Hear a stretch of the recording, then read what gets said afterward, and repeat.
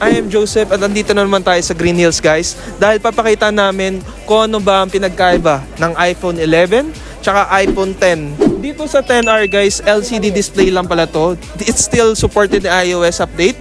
A12 Bionic chip pa rin to guys. 128 ko na install natin is 14.5. 14.5. Yes. Baksak presyo eh. No? Yes. If you're wondering ano ba pinagkaiba ng iPhone 10s tsaka 10s Max? Well, basically on paper, wala naman masyado. Same sila ng color, same ng specs, A12.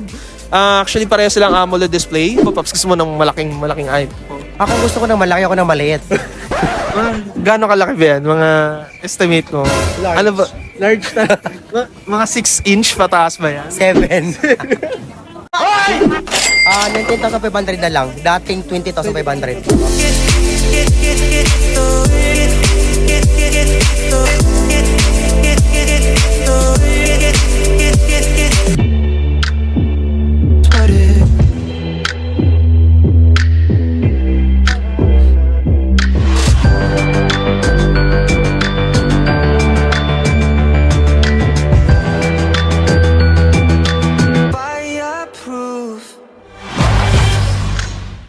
So yun nga no, what's up sa inyo mga pare, Chong, Dude, Sol, Bro, Beshi Vex, Mom, CC, Baklad, kung ano na pa ang tawagan yung mga tropa peeps. I am Joseph at andito na naman tayo sa Green Hills guys dahil papakita namin kung ano ba ang pinagkaiba ng iPhone 11 tsaka iPhone 10. So lahat ng 11 series and 10 series, kung ano ba yung pinakapasok sa budget nyo, no? So syempre dito pa rin naman tayo sa Amera Gadget. Ubo-ubo na ang ating ayun. Vocal George. So Pops, how are you today? Okay naman ito. Yung busis ko. Di ba bumabalik? Babalik. Nilunod ko tubig. lahat eh. Anong nainom mo, Pops? Kakaiba. Alam, malagkit mo yan, Pops? Malagkit. Hoy, bad yun ha. Ayoko na kung saan mo tumapunta. Alright. So ngayon, Pops, dito nga ulit tayo sa Amera Gadget and mag-update tayo ng mga iPhone from 11 series tsaka dito sa 10 series. So papakita namin yung pinagkaiba nila. Dahil sila ang best-selling iPhone of this year. Tama ba, Pops? 11 Yes. tsaka 10R, no? Okay, Pops. Gusto mo tubig? Meron ako dyan. Meron naman. Okay. XR11. Ayan. 11 Pro, 11 Pro Max. Ayun, Yan. tama ka dun, Pops. So ngayon, syempre, kung nakikita nyo naman guys, available sa lahat ng color ang 10 series tsaka 11 series. So, dito sa 10R guys, LCD display lang pala to. It's still supported the iOS update. A12 Bionic chip pa rin to guys. Ang one thing you're going to miss here is wala siya masyadong zoom compared sa mga Pro series. Hanggang 3 times zoom lang siya when it comes sa video and 5 times zoom sa camera. So, ito ang best-selling iPhone. Tama ba, Pops? 10R, di ba? Opo. Alright. So, ngayon yung 128 na ito, Pops, magkano ba? Yung iPhone 10R. Ang 128 ko na install natin is 14.5. 14.5. Yes. Baksak presyo eh, no? Yes. So, sa previous block, 14.5 pa rin. Until now, 14.5. So, that's actually very nice. And still may freebies, di ba? Yes, lahat yan. Sa tulad niya ng sabi ko, start sa high-end, low-end. Hindi mawawala to. Hindi mawawala. Sa iPhone 10, tsaka iPhone 10s, meron ba tayo nun? Sa iPhone 10, sa XS, meron kami. Pero sa ngayon ha, yung mga stock namin nasa kabilang pwesto, dealer hindi pa binalik. Alright. O, pero meron tayo. Meron tayo. Oo. Yung 10s 256, magkano yun? Yung XS na 256, 14,000. 14,000. Yes. Grabe, baksak presyo. Oo. XS yun. Pero yung XS Max, 16,000. Oo. So ito yung iPhone 10s Max. So guys, baka if you're wondering ano ba pinagkaiba ng iPhone 10s tsaka 10s Max? Well, basically on paper, wala naman masyado. Same sila ng color, same ng specs, A12. Actually, pareha silang AMOLED display or OLED display and may 2 times optical zoom to guys na wala sa iPhone 10R. Alam nyo ba guys, mas maganda pa to kaysa sa iPhone 10R kasi OLED display to, may telephoto to, and mas maganda build quality, mas premium. Tama ba, Pops? Agree ka ba doon? Opo. So yan, ito 10s Max, pero yung 10s same na same lang, pinaliit lang, 5.8 inches compared sa 6.5. So, depende sa inyo yan kung anong trip nyo, kung mas malaki ba or yung tama lang or sakto lang. Ikaw ba, Pops, gusto mo ng malaking iPhone? Ako gusto ko ng malaki, ako ng maliit. Gaano kalaki ba yan? Mga estimate mo? Large. Ano ba? Large na. Mga 6 inch pataas ba yan? 7. Hoy, bad yun ha. Tapos di ko kinakaya. Parang tablet na ata. Hindi na iPhone. Kidding aside, iPhone XS Max, should I recommend for 2023? If you're doing basic tasks like Google, di ba, Facebook, social media, camera, maganda pa rin. Wala lang palang night mode to. Pero for the price, sobrang okay na okay to. Alright, so that's all about iPhone XS, XS Max. O nga pala, may iPhone 10 pa po ba kayo? iPhone X mayroon. Magkano yan, if ever, 256? Yung 256 natin is 12,000. 12,000 na lang? Yes. 256 na? Yeah. Sa mga hindi nakakalam guys, yung iPhone 10 tsaka iPhone 8 and 8 Plus, they're all the same in terms of processor. Just to let you know, processor ang nagpapaganda sa isang iPhone. Yan, so A11 Bionic chip yun. Should I recommend for 2023? Pag low budget ka talaga, go for iPhone 10, no? Opo. Pero kasi konti na lang difference. Konti lang din pero mag-XR ka na lang. Oo, di ba? So, kung may extra budget ka, I think we could actually shallow some more money para sa iPhone XR kasi mas upgraded ang processor nito compared sa 10. Or the best talaga, iPhone XS or XS Max kasi OLED display sila. Alright? Unlike dito kasi sa XR, LCD display lang. So, pero maganda pa rin yan. Alright? So, that's very nice. So, move naman tayo. iPhone 11. Pops, ito patok na patok tayo. pa rin.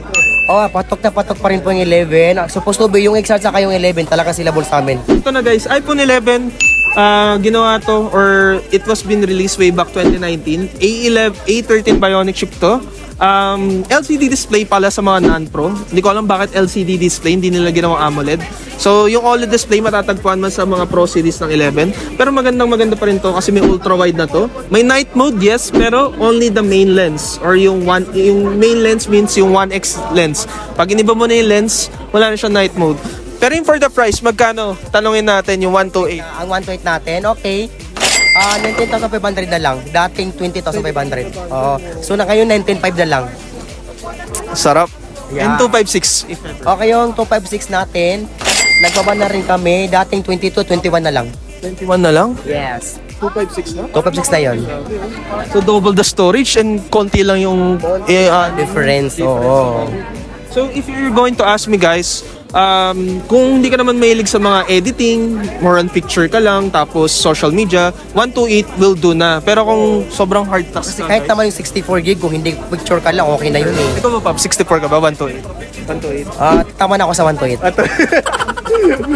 Yung nag-suggest tayo ng 64 kaso 128. Tama na ako sa 128. 128. Oo. Pero kasi okay din yung 128 na eh. Marami ka na may Marami ka na may lalagay. Pero kung ba talagang gagamit, okay na yung 64. Okay na 64. Oo. Well, in short, depende pa rin sa inyo yan. Pero 128 guys, sobrang okay na okay pa rin yan. So yan, iPhone 11, like I said, meron na tong night mode, pero main lens lang. Dito pa rin, ito pa rin yung 4G na iPhone, still 4G. Tapos, iba, yung kanyang, ano tawag dito? Yung kanyang side, curve. Curve. Yeah. Kasi sa 12 series, pa-box type na. Pero ito pa-curve pa rin. Curve pa rin po. Ayan. So mga, alam mo yun, just to let you know, giving you background sa mga iPhone na to. So recommended 2023 for the price. Yes, recommend ko pa rin siya. Even editing tasks, feeling ko mararamdaman niyo yung pag-edit compare kung magagaling ka sa 10 series, mas smooth kahit pa paano ang pag-edit mo dito. Ayan. So, A13 Bionic chip. Okay na okay yan. So, ito naman, may Pro series na sila. So, ito yung 11 Pro. Pinalit yung screen. Hindi ko alam ba't nila pinalit. Pops, Yung sa mahilig sa mga handy phone. Handy phone eh. Yan, yung mahilig sa mga handy. 6.1 katulad sa 11, no? Pinalit lang siya. Parang 5.8 8.8. lang yan. Pero sa 12, gano'n na 6.1 na. Oo, 6.1 lang. Nasa ngayon. Oo. Alright. Siguro nagte-testing pa si Apple. Kasi ito yung first Pro series nila eh. Oo, yan.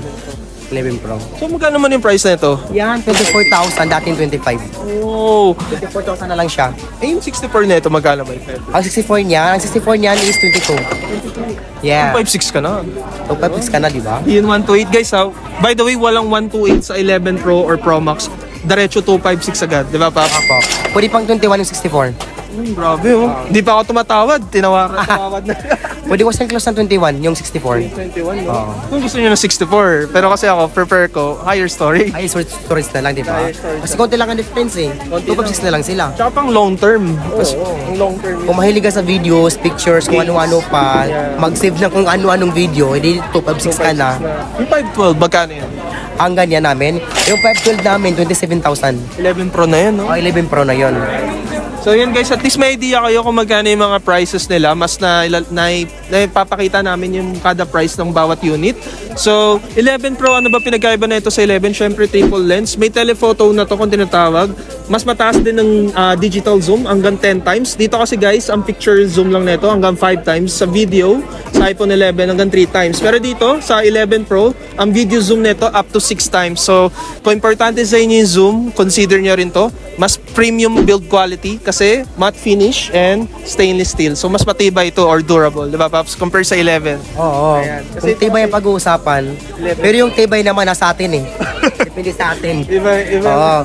Palakad tibay yan eh. Depende sa pag-aalaga. Pag-aalaga, Oo. pagdidilig din. Oo, parang love lang yan, di ba? Pag hindi ka marunong mag-alaga sa love mo, eh, di talagang mabubuwag. Ganun din ang cellphone. Kahit anong gamit, kahit di naman sa cellphone, sa lahat naman. Kahit sa lahat, talagang masisira. Pero dito guys, ano mapapansin nyo, mas fingerprint siya kasi glass to. Glass na rin. Ito kasi matte. Matte finish. Ayan, so hindi siya fingerprint. So, ayan, those things are pwede nyo i-consider pag bibili kayo. So, 11 Pro yan. Ayan, 256, 24 na lang, di ba? Opo. Alright, sana all may pambili. So, ito naman, 11 Pro Max. Big Daddy, Pops. Hilig ka ba sa Big Daddy? Mali ako sa daddy. Sugar Daddy. Ganun. Oo.